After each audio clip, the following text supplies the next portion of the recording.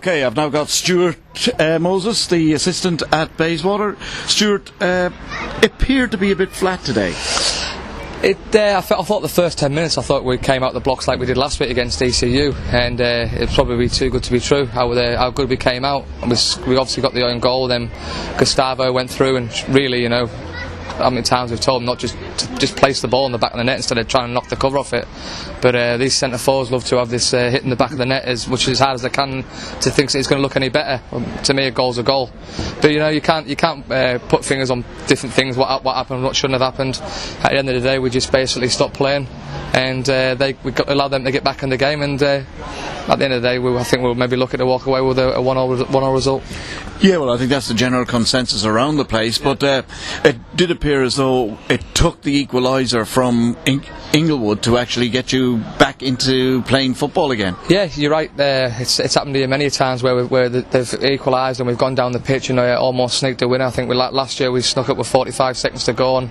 It gives us a kickstart again. We sorted out in the night series where we were starting slow and letting people score goals, and we were chasing the game, and then we'd finally run over the top of them. But you can't do it with quality teams. So we got rid of that problem and starting off fast and well. In the first 15 minutes of the game, I thought we were outstanding, the same as ECU last week. And then we obviously stopped playing, and we took that dip, and we couldn't get out of that dip, and didn't lift the cog to start playing. And obviously when they get the equaliser, which they fully deserved, Pepper and our goal, then we started playing again and started going at them. Maybe if Higgins had gone down on the box when he got clipped, it might have been a different story, but obviously he's a clean player and wanted to get up and put the ball in the back of the net. If it had stayed down, it could have been a penalty and could have been another way. But at the end of the day, I think 1-0 is a fair result, and we may look back at the end of the season, both teams, and say, could it have been 3 points? Yeah, and the other thing is, of course, Balcata were held to a draw as well, so you haven't lost on the top of the table as such. Yeah, Balcata drew 2-2, but Florit won again, so Florit are 2 from 2 with the game in hand. They've got Perth Glory to play, I think, on Anzac Day, is that right? That's right, yeah. Yeah, so that should be 3 points. There should be 3 points, but it's early days, everyone's going to take points off each other. I think now with this new system of what Football West has set up, is that the clubs are all getting closer and closer, and the gaps, it's just a matter of a squad and what players step up to the plate each week and put 110% in for your club. And have you found that over the last season and a half, say, or 2 seasons, that the clubs have got closer? There's no longer the walkover matches, is there? No, you're right, it has got closer. Obviously with the visa players now and the points restriction and age, it has got closer and closer.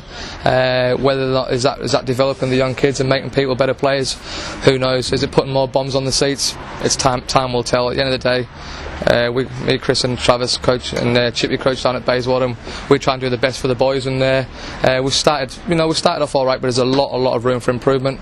The gaffer's back on Tuesday, so we'll report back to him of the ups and downs, and we'll build from that and get ready for Perth next Saturday night. Well, I was talking to Travis last week, and we're saying that maybe the gaffer won't get back into the dressing room, but after the day he probably will get back into the dressing room. The gaffer's the gaffer.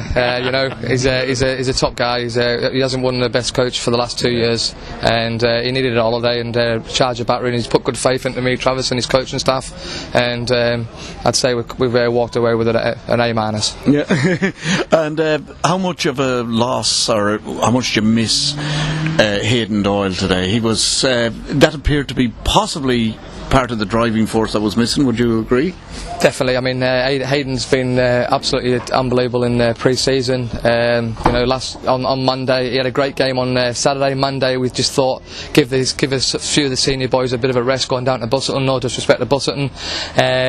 Brought him on last 15 minutes just to give him a taste of it, and unfortunately the turf down there was a beautiful pitch, and that was just a bit too long. The grass, he's turned one way, went the other way, and his foot stayed.